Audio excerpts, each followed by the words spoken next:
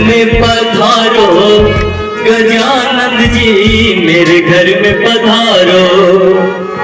घर में पधारो गजानंद जी, मेरे घर में पधारो। रिद्धि सिद्धि लेके आओ गणराजा, मेरे घर में पधारो।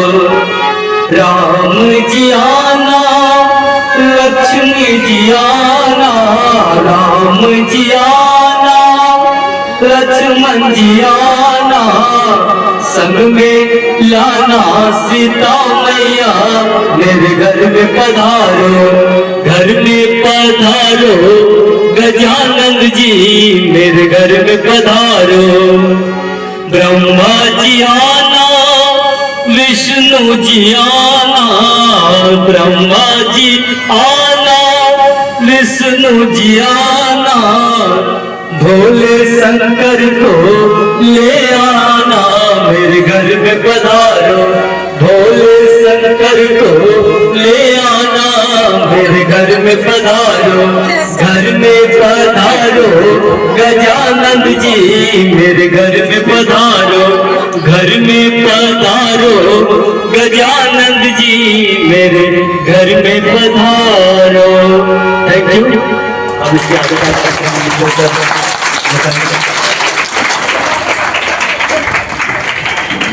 घर में पधारो गजानंद के चरणों में प्रणाम।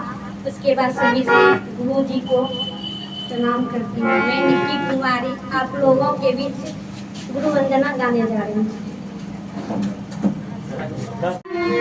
है भक्तों के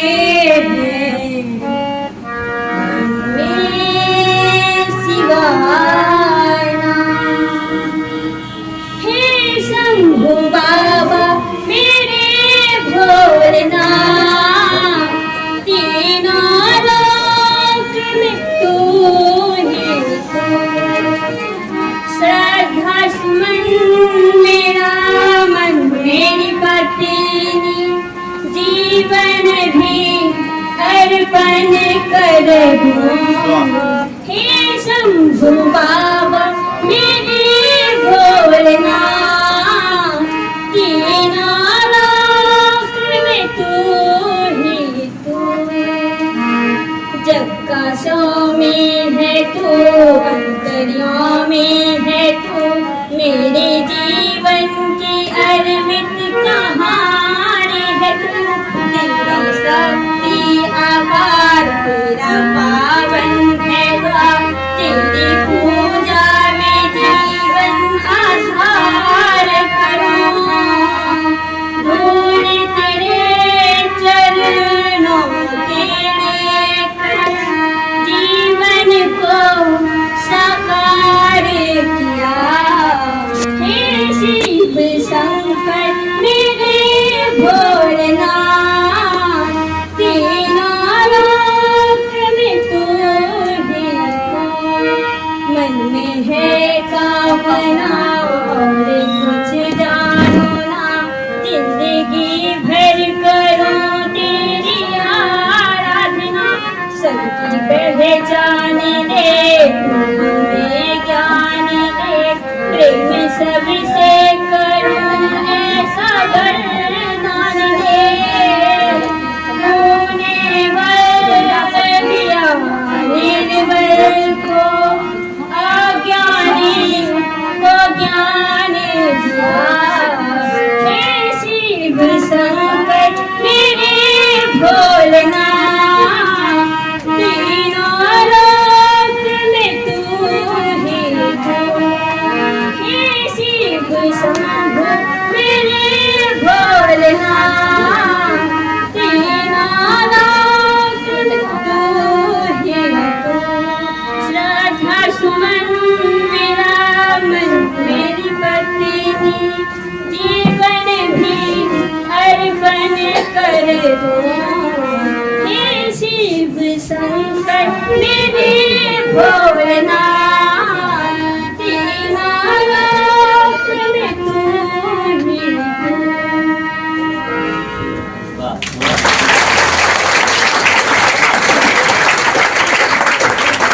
बहुत बहुत साधु संजीव सर को वो आए और बारी बारी से सभी शिक्षक आएंगे और इनके जो चित्र है उनके ऊपर पुष्प संजीव सर।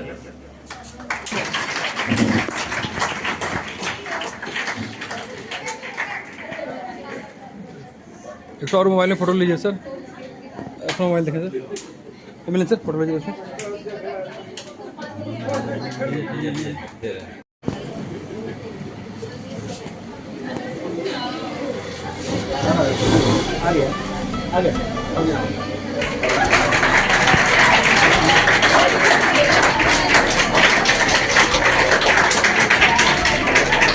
बढ़िया सर।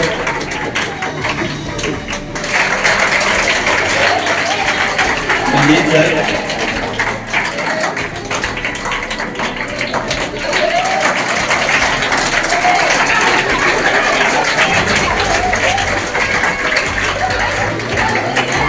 मैडम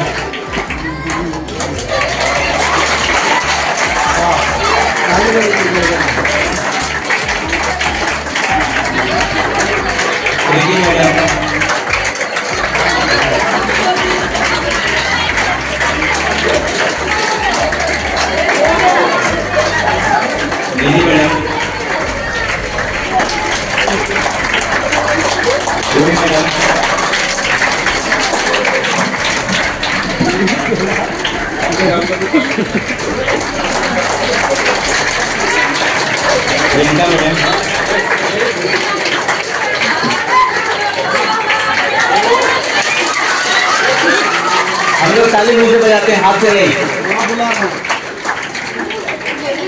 आइए madam, Kamaljeet madam, business madam,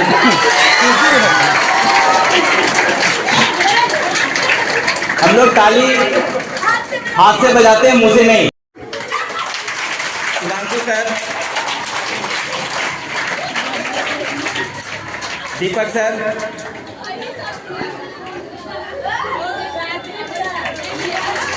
Neeraj sir, Shivanki sir आ गया, राजा राम सर।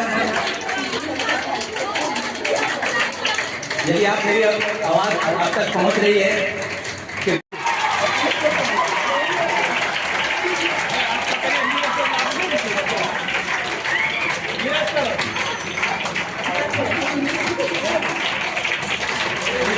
दोनों चीज हो रहा है, एकदम फोटो वीडियो सब ले रहे हैं सर। मैं आमंत्रित करता हूं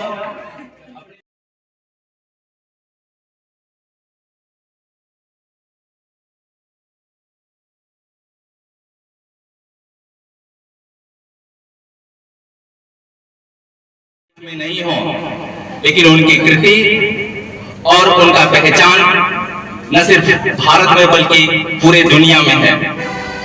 हम आमंत्रित करते हैं इन पर विशेष रूप से प्रकाश डालने के लिए हमारे विद्यालय के पुस्तकालय अध्यक्ष श्री संजीव सर को। Sanjeev sir.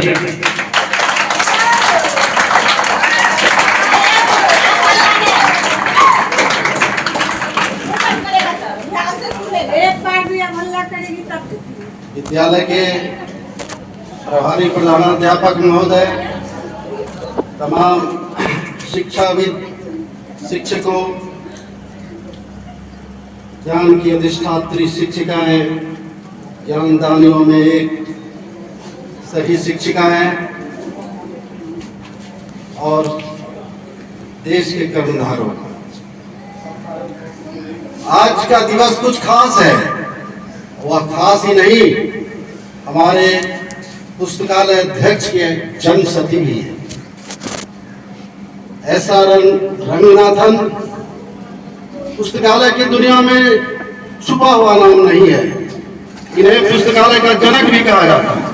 Father of library science doctor SR. Ranganathan. ऐसे तो पुस्तकालय की परंपरा बहुत वर्षों पहले से ही शुरुआत हुई थी। जिस समय राजकीय शासन था, राजा महाराजा लोग उसमें शिक्षा को बढ़ावा देने के लिए पुस्तकालय खोला करते थे। और उस समय की बात यदि मैं याद करूं तो सियाजीराव गायकवाड़ जी तृतीय ने इस शिक्षा को आगे बढ़ाने में योगदान दिया था। उन्हें पुस्तकालय आंदोलन का जनक भी कहा जाता है। उन्होंने 1910 ईस्वी में W.A. वार्डन को विदेशों से बुलाकर पुस्तकालय के क्षेत्र में कार्य करने के लिए प्रेरित किया ताकि आम लोग, आम जन लोग, शिक्षक शिक्षिकाओं और छात्र छात्राओं इससे लाभ उठा सके। पुस्तकालय ऐसी जगह है जहां पाठ सामग्रियों को एकत्रित करके रखा जाता है। पुस्तकालय पाठकों के सेवार्थ, पाठकों के उपयोगार्थ पुस्तकों को समेट कर रखा जाता है ताकि एक जगह छात्र छात्राएं, शिक्षक शिक्षिकाएं, बुद्धिजीवियों का बैठकी हो और वो पुस्तकालय का लाभ उठा सकें। और भारत में यदि इस पुस्तकालय की शुरुआत की गई तो डॉक्टर S.R. रंगनाथन द्वारा। पुस्तकालय ऐसी संस्था है जिस संस्था में पुस्तकालय नहीं है वह मृतपाय समझा जाता है। जिस तरह शरीर में हार्ट की जो स्थिति है, हृदय जो रहता है वो शरीर को संचालित करता है। यदि हृदय को निकाल दिया जाए तो वह शरीर निष्क्रिय हो जाएगा। निश्चित रूप से वह पुस्तकालय को यदि हटा दिया जाए तो वह शिक्षक और शैक्षणिक संस्था मृतप्राय हो जाए। आज के दिन में हम यदि इनकी जयंती इसलिए मनाई जाती है, इन्होंने भारत में पुस्तकालय की को पूरे रूप से फैलाया, पुस्तकालय का संचार किया, पुस्तकालय में 5 नियम भी दिए जिस नियम के तहत आज पुस्तकालय संचालित होता रहता है। हम याद करें कि आज के दिन 12 अगस्त 1892 ईस्वी को मद्रास, जो आजकल के चेन्नई शहर के नाम से प्रसिद्ध है, उसके सियाली जगह में इनका जन्म हुआ था। और तब से ये पुस्तकालय की ओर से पूरे प्रेरित रहे। कई गुरुओं का संरक्षण इन्हें प्राप्त था। विदेशों में जाकर भी अपनी शैक्षणिक गतिविधियों को बढ़ाए और ऐसे उन्होंने जो महारत हासिल की, कई उपाधियां भी अर्जित की। आज वह पूजे जाते हैं और इन्हीं के जन्म शती पर आज हम ये जयंती मनाते हैं। 1907 ईस्वी में इनकी शादी हुई रुक्मिणी से। उनकी पत्नी के मृत्युपरांत 1928 में शारदा से इन्होंने फिर शादी किया और 1928 में योगेश्वर नामक एक पुत्र हुआ। ये इनका जीवन इतिहास है और कई उपाधियां इन्होंने अर्जित की। 1928 ईस्वी में दिल्ली यूनिवर्सिटी में D.Litt की इन्हें उपाधि दी गई।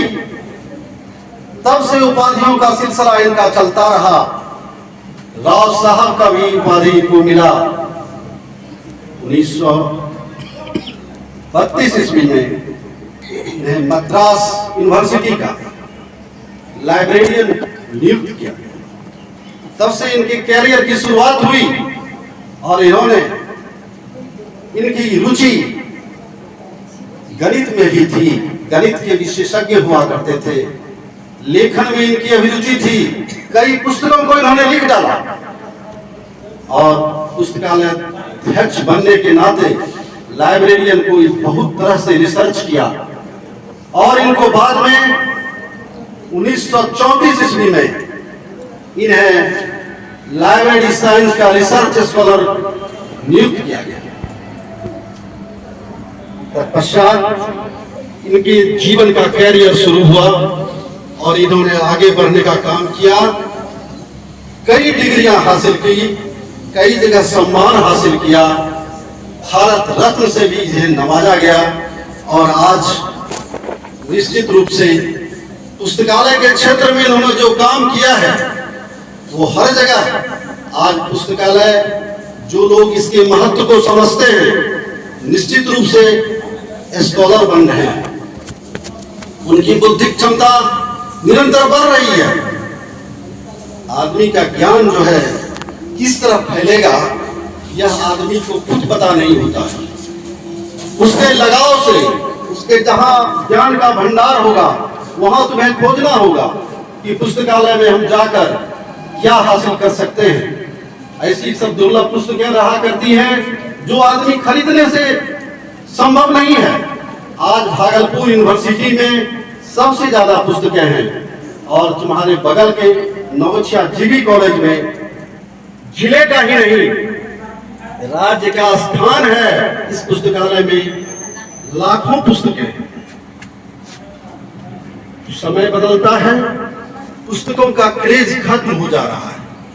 ये मोबाइल पुस्तकों के क्रेज को खत्म करता जा रहा है, जिसके कारण आज पढ़ाई की पकड़ लोगों में बहुत गहरी नहीं होती जा रही।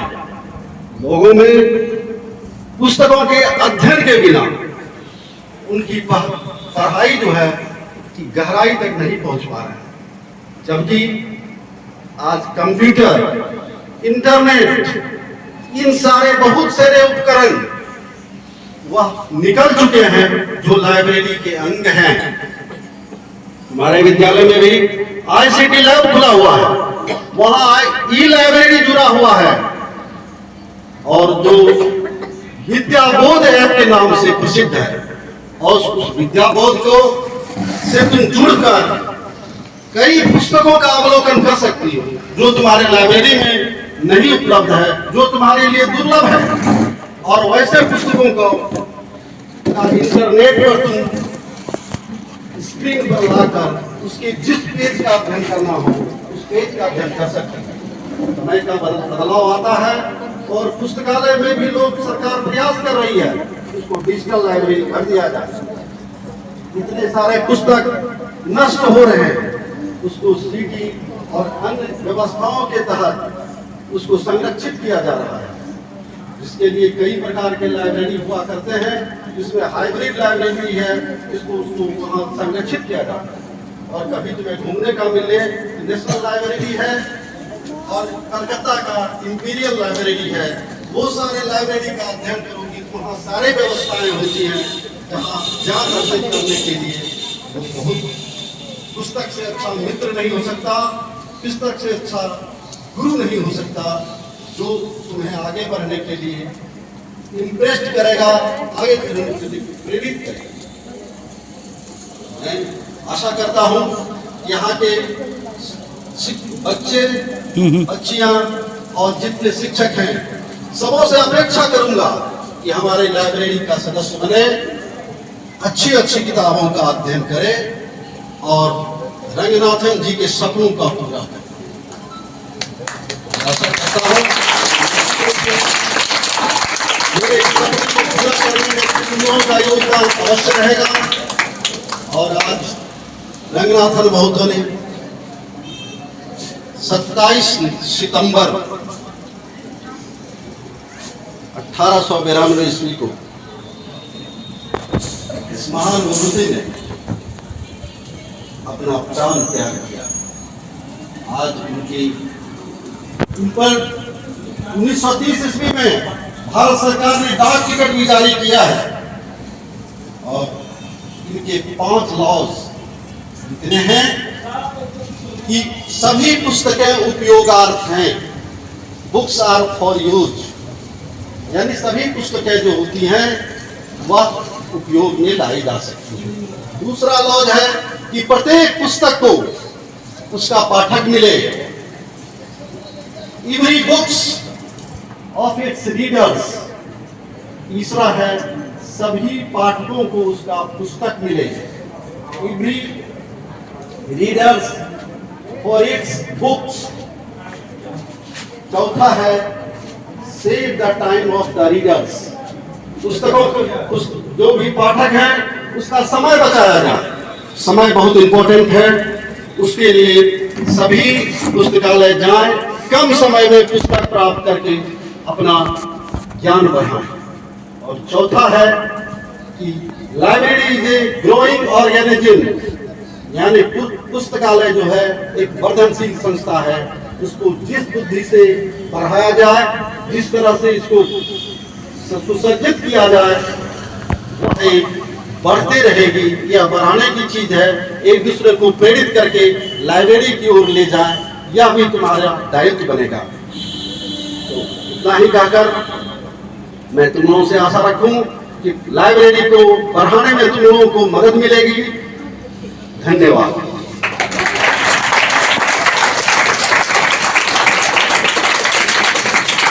बहुत बहुत आभार सर। एक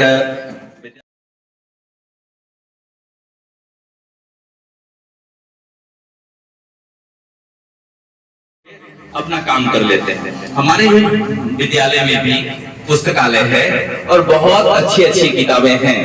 जरूरी यह नहीं कि सभी किताबें कोर्स बेस्ड ही हों। जरूरी यह भी होता है कि चरित्र निर्माण कर सामाजिक जीवन भी बिताना होता है। आपके पास आपकी लाइब्रेरी संसाधन क्या है, वैसी परिस्थिति में आप उस संसाधन का उपयोग करें आपके फायदे के लिए। हम लोग कभी कभी क्या होता है कि टीचर कुछ कम रहते हैं या नहीं है क्लास,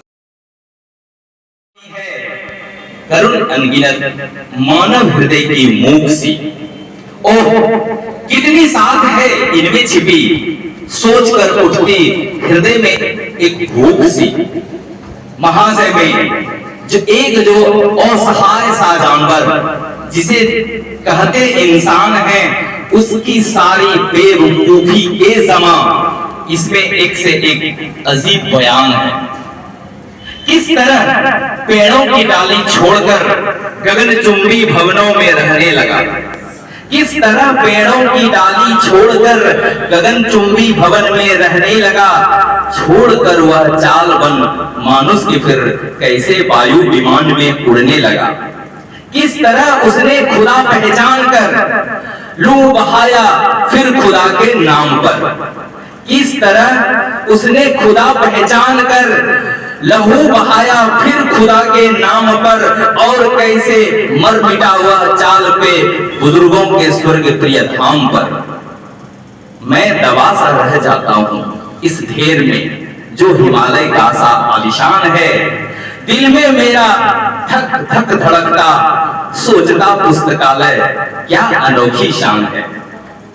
पुस्तकालय क्या, पुस्तकालय क्या नहीं तुझमें बता, तुझमें ही तीरथ मुझमें तुझमें ही मेरे लिए, तुझमें वृंदावन है मीरा का छिपा, जगमगाते तुझमें जौहर के लिए, तुझमें प्याला विष भरा सुकरात का, तुझमें सूली अनहद दान की, तेरे दामन में कहीं हल्दी घाटी और धर्मपाली भी यूनान की। ये पुस्तकालय के संबंध में लक्ष्मण त्रिपाठी जी का लिखा हुआ एक कविता है। बहुत बहुत आभार आप सबों का। अब मैं आमंत्रित करता हूं अपने बड़े भाई शिक्षक साथी श्री बाबूलाल जी से कि बाबूलाल सर आए और दो शब्द हमारी सभा में हमारे बच्चों के लिए, हम लोगों के लिए कहें। बाबूलाल सर जोरदार तालियों से इनका स्वागत करेंगे।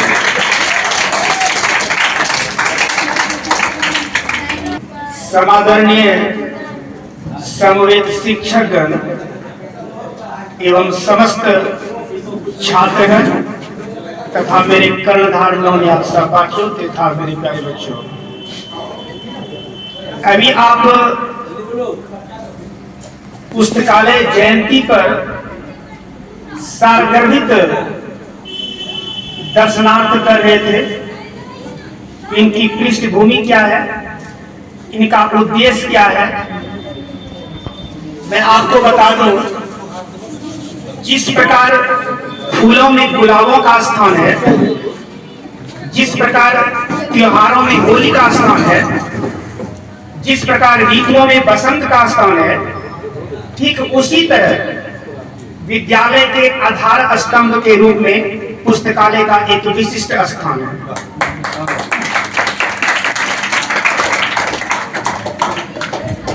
पुस्तकालय सर्वांगीण विकास का परिचायक होता है।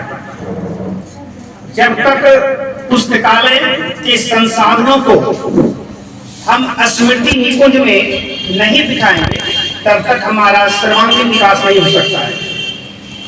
इसलिए पार्ट टाइम में पुस्तकालय में जाकर हमें अध्ययनरत होना चाहिए और उनकी सारी सामग्री को अपने स्मृति निकुंज में जीवित रखना चाहिए, तभी हम आगे बढ़ सकते हैं।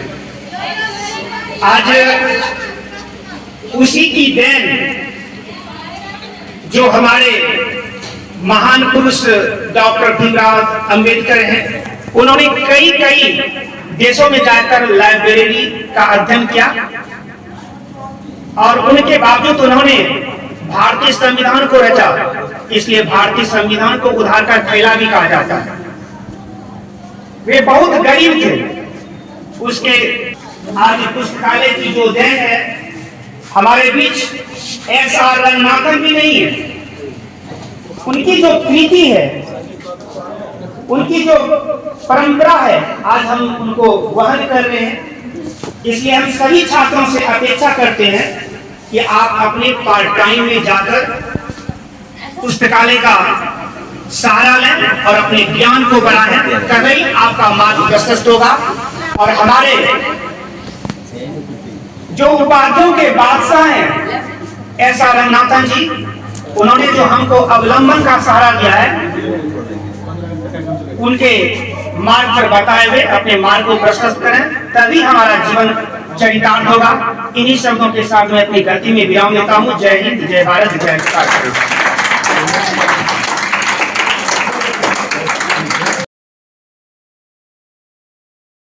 दो शब्द रखेंगे, जोरदार ताली बजाकर उनका स्वागत करेंगे। आज के इस लघु कार्यक्रम में उपस्थित विद्यालय के सभी शिक्षक शिक्षिकाएं, छात्र एवं छात्राएं, Welcome to Final Let's See Numbers. स्वागत है। The Bluetooth device is ready to pair. विद्यालय प्रांगण में जयंती समारोह हम मना रहे हैं, जिनका हमारे जीवन में बहुत बड़ा योगदान है। अभी तक तो डॉक्टर एस.आर. रंगनाथन महोदय को हम एक अच्छे गणितज्ञ के रूप में ही जानते थे। आज हमारे ज्ञान में एक और वृद्धि हुई कि पता चला कि ये एक पुस्तकालय के क्षेत्र में भी बहुत बड़ा योगदान इनका रहा है। साधारण बात नहीं है। पुस्तक का हम लोगों के जीवन में क्या योगदान है, हम सभी छात्र रहे हैं तो हमको ये पता है कि पुस्तक का क्या महत्व है। और एक चीज़ का अध्ययन हम लोगों ने ये किया है कि जो अच्छे छात्र होते हैं उनके पुस्तक को पढ़ने का, पुस्तक को रखने का तरीका भी एक अलग तरह का होता है।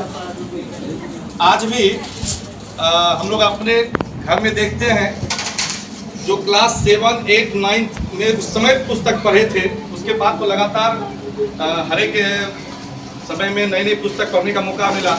आज भी वो व्यवस्थित ढंग से सुरक्षित है। तो ये भी एक कला है और इस कला के को आगे बढ़ाने में डॉक्टर एस.आर. रंगनाथन महोदय का जो योगदान है वो अतुलनीय है। आज हम पूरे विद्यालय परिवार उनकी जयंती पर भावभीनी श्रद्धांजलि अर्पित करते हैं। उन्होंने उस संस्कृति को बढ़ाने में अपनी महत्वपूर्ण भूमिका निभाई। पुस्तक से हमें रोज नई नई ज्ञान की प्राप्ति होती है और पुस्तक पढ़ना चाहिए। आज भले सोशल मीडिया का जमाना है, इससे भी हमें ज्ञान की प्राप्ति होती है, लेकिन पुस्तक का अध्ययन जो है वो हमारे ज्ञान चक्षु को जिस प्रकार से बढ़ाने में कारगर है, उतना आज की सोशल मीडिया नहीं है। इसलिए जितना हमारा सोशल मीडिया आगे चला जाए, हम टेक्नोलॉजी के क्षेत्र में कितना आगे बढ़ जाए, पुस्तक का हमारे जीवन में बहुत बड़ा महत्व है। हमें अब हर एक टीचर हो या स्टूडेंट हो, क्योंकि हम सभी छात्र हैं, तो हमें अपने जीवन में पुस्तक को अपने मित्र के रूप में हमेशा पास रखना चाहिए। और उससे जहाँ तक ज्ञान की प्राप्ति हो सके वो प्राप्त करते रहना चाहिए, क्योंकि ये एक परंपरा है। अगर हम पुस्तक नहीं पढ़ेंगे, हमारा आने वाले जनरेशन जो है, हमारे बाल बच्चे जो हैं, वो भी पुस्तक का अध्ययन नहीं करेंगे। तो अगर हम पुस्तक से जुड़े रहेंगे तो हमारा जो जनरेशन आगे का है वो भी पुस्तक से जुड़े रहेंगे। इस परंपरा को हम सब मिलकर बचाएंगे और आगे बढ़ाएंगे। साथ ही हम धन्यवाद देंगे हमारे विद्यालय के पुस्तकालय अध्यक्ष महोदय का एवं मिथिलेश सर का, जिन्होंने आज के इस कार्यक्रम को की रूपरेखा को तैयार किया। और धन्यवाद के प्राप्ति हैं सभी छात्र, हमारे सभी शिक्षक शिक्षिकाएं, जो हम लोग एक जगह एकत्रित होकर इस कार्यक्रम को मना रहे हैं। अच्छा लग रहा है। इस प्रकार का कार्यक्रम विद्यालय में कम से कम 15 दिन में एक कार्यक्रम होते रहना चाहिए। और बहुत सारा अवसर आता है, शायद हम लोग उस चीज़ को नहीं कर पाते हैं, ये हम लोगों की कमजोरी है। कोशिश किया जाएगा आगे से इस प्रकार का कार्यक्रम किया जाए, जिसमें बच्चों की भी भागीदारी हो। बच्चे भी एक दिन पूर्व उसको सूचना दे दिया जाए, जो बच्चे उसमें भाग ले और अपनी अभिव्यक्ति को यहाँ पे प्रकट करें। और इसी के साथ मैं अपनी वाणी को विराम देता हूँ।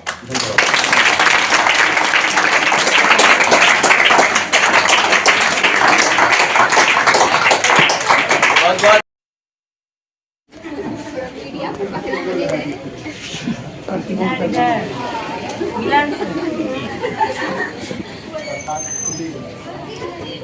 सबसे पहले इस आबो हवा धरती को हम नमन करते हैं, प्रणाम करते हैं कि इतना सुंदर जगह हमको मिला, इतना सुंदर परिवेश मिला।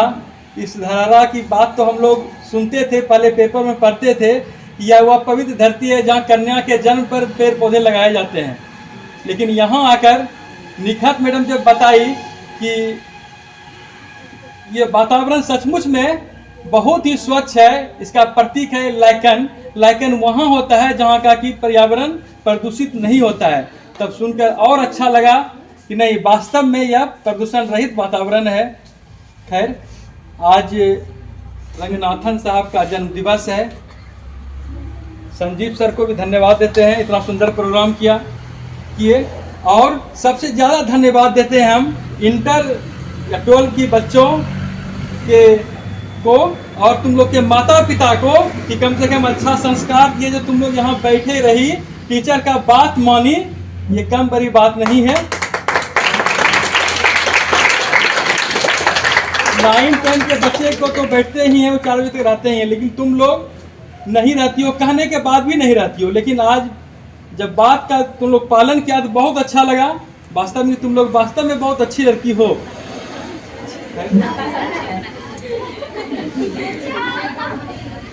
थोड़ा सा 2 मिनट समय लेंगे। और रंगनाथन साहब को इसीलिए हम लोग याद करते हैं क्योंकि इन्होंने कुछ बातें कही, और ऐसी बातें कही जो कि व्यक्ति के लिए, समाज के लिए, संसार के लिए उपयोगी है। इन्होंने कहा कि प्रत्येक पुस्तक उपयोगी है, जितनी भी पुस्तकें हैं वो उपयोगी है, और हम लोगों को इसका महत्व समझना चाहिए, इसका अर्थ समझना चाहिए, इसका तात्पर्य समझना चाहिए।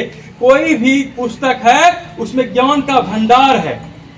इन्होंने कहा कि प्रत्येक पुस्तक को पाठक मिलना चाहिए। जो भी पुस्तक है वह यूं ही पढ़ा नहीं रहे, वह पाठक तक पहुंचनी चाहिए। इन्होंने यह भी कहा कि प्रत्येक व्यक्ति को पुस्तक मिलना चाहिए। अगर पुस्तक ही नहीं मिलेगा तो हम लोग पठन पाठन सही ढंग से नहीं कर पाएंगे। कर पाएंगे क्या? नहीं कर पाएंगे। और इन्होंने यह भी कहा कि पुस्तक के लिए पुस्तकालय जरूरी है। पुस्तकालय जहां ज्ञान का भंडार है। बाबूलाल सर बहुत अच्छी बात बोले कि पुस्तकालय जो है विद्यालय का श्रृंगार है, आभूषण है, ज्ञान का भंडार है। पुस्तक में जो बातें लिखी होती है, जो शब्द लिखी होती है, जो अक्षर लिखी होती है, वो किसका होता है? कहने को लेखक का होता है। लेकिन हम लोग जानते हैं, हम कुछ बोल रहे हैं, कुछ भी वाणी निकलती है, तो व्यक्ति में इतनी सामर्थ्य नहीं है कि वह कुछ भी बोल देगा। अगर उन पर ईश्वर की कृपा नहीं रहेगी, सरस्वती की कृपा नहीं होगी, तो व्यक्ति के मुख से सुंदर वचन नहीं निकल सकता है। इसलिए यदि हम कुछ अच्छा बोलते हैं तो उसके लिए ईश्वर को धन्यवाद देना चाहिए। कुछ अच्छा लिखते हैं तो उसके लिए ईश्वर को धन्यवाद देना चाहिए। कुछ अच्छा पढ़ते हैं उसके लिए ईश्वर को धन्यवाद देना चाहिए कि तुम तक वो अच्छा चीज मिला। और पुस्तक में एक नहीं बहुत सी बातें रहती है। हर एक बात, हर एक शब्द वो किसी लेखक का तो होता है, लेकिन कि कहीं न कहीं वह पूरा समस्त संसार का हो जाता है। वो ईश्वर की वाणी होती है। हम देखते हैं एक ही शब्द में बहुत ताकत होता है। एक दिन एक बच्चा बोल रहा था कि महाभारत क्या हुआ, सिर्फ अंधा का बेटा अंधा। देखना तो शब्द में कितनी शक्ति होती है। कोई आशीर्वाद दे देता है, कितना वो फलाफल हो जाता है। तो शब्द में बहुत शक्ति होती है, अथाह शक्ति होती है। शब्द की शक्ति को पहचानो। हम यदि कुछ बोलते हैं तो उसमें बहुत शक्ति होती है। किताब में जो बातें लिखी हुई है उसमें बहुत शक्ति होती है। और तुम लोगों को कहेंगे कि व्यक्ति को रामधारी सिंह दिनकर की कविता भी नेहा आके पढ़ी। रामधारी सिंह कब के चले गए, लेकिन कुछ उन्होंने ऐसा लिख डाला, कर डाला कि जो हम लोग आज भी उनको याद करते हैं। जीवन में कुछ तुम लोग भी ऐसा लिख डालो कि लोग आने वाली पीढ़ी उसको पढ़े, या कुछ ऐसा कर डालो कि लोग तुम्हारे बारे में लिखे और आने वाली पीढ़ी उसको स्मरण करे। है बहुत बहुत धन्यवाद। आप लोग बैठे, समस्त शिक्षक शिक्षिकाओं सबों को धन्यवाद।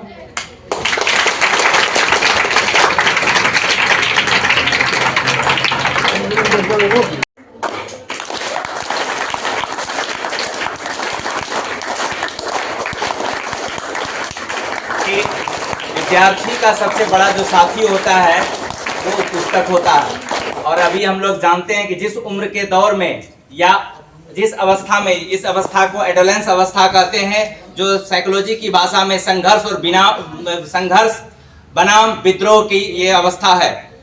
इसमें बच्चा किसी की बात नहीं सुनता है। बच्चे को सबसे अच्छा प्यारा बात उसके पीयर ग्रुप का लगता है, यानी उसका दोस्त का है। यदि दोस्त हम अपने किताब को बना लेंगे तो सोचिए कि वह हमारा किस प्रकार साथ निभाएगा। और सर ने यह भी कहा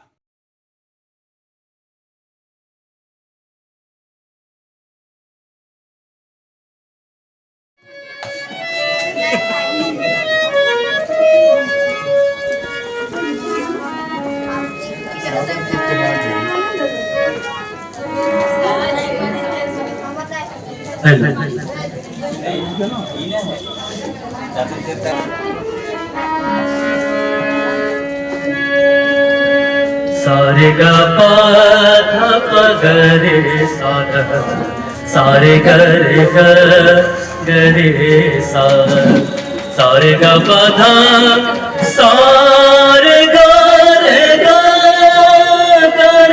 सा ध प ग रे सा। सतगुरु जिनका नाम है घट के भीतर धाम, ऐसे दीन दयाल को बारंबार प्रणाम। क्या बात है, क्या बात है। परमेश्वर से गुरु बने तुम देखो वेद पुराण, साख फरीदा यूं कहे गुरु कर गए भगवान। काहे तेरी अखियों में पानी, काहे तेरी अखियों में पानी हो, कृष्ण दीवानी मीरा श्याम दीवानी, कृष्ण दीवानी मीरा श्याम दीवानी। ओ मीरा श्याम दीवानी, ओ मीरा कृष्ण दीवानी, काहे तेरी अखियों में पानी, काहे तेरी अखियों में पानी,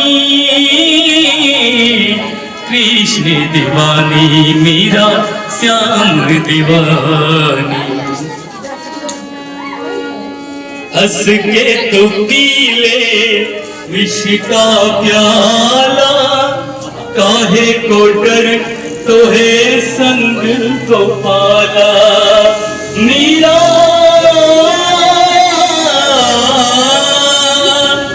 हंस के तू पी ले इसका प्याला, काहे को डर तोहे संग गोपाला, काहे को डर तोहे संग गोपाला। तेरे तन की ना होगी हानि, तेरे तन की ना होगी हानि। कृष्ण दीवानी मीरा श्याम दीवानी, कृष्ण दीवानी मीरा श्याम दीवानी। तेरे लिए मैं मुरली बजाऊं, नाच नाच सारे जग को नचाऊं। ओ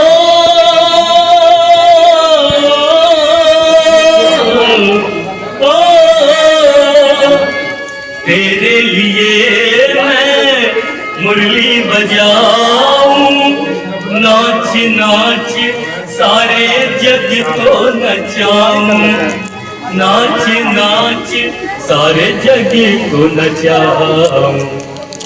सिर्फ राधा नहीं तेरी रानी, सिर्फ राधा नहीं तेरी रानी हो। कृष्ण दीवानी मीरा प्रेम दीवानी, कृष्ण दीवानी मीरा श्याम दीवानी। दीवानी दीवानी दीवानी ओ मीरा श्याम दीवानी, ओ मीरा कृष्ण दीवानी, ओ मीरा श्याम दीवानी, मीरा कृष्ण दीवानी।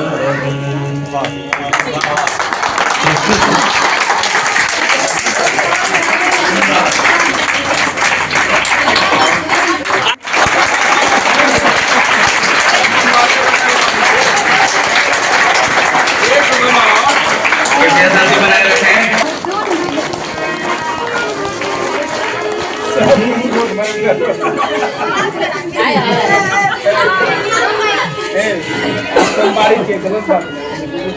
मतलब तुम्हारी से क्या मतलब? सितारों का आंगन होगा, रिमझिम बरसता सावन होगा। ऐसा सुंदर सपना अपना जीवन होगा, झिलमिल सितारों का आंगन होगा, रिमझिम बरसता सावन होगा।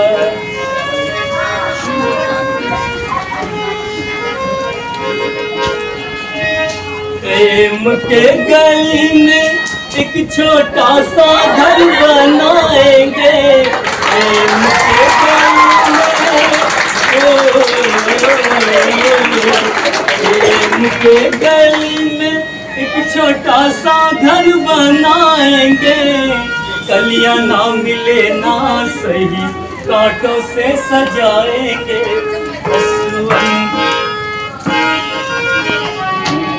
बगिया से सुंदर वो वन होगा, रिमझिम बरसता सावन होगा, रिमझिम बरसता सावन होगा।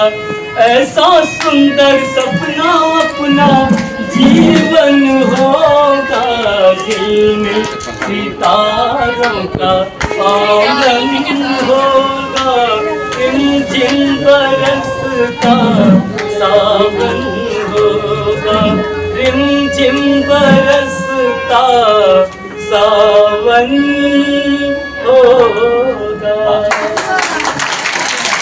नहीं हुआ, हम बोल रहे हैं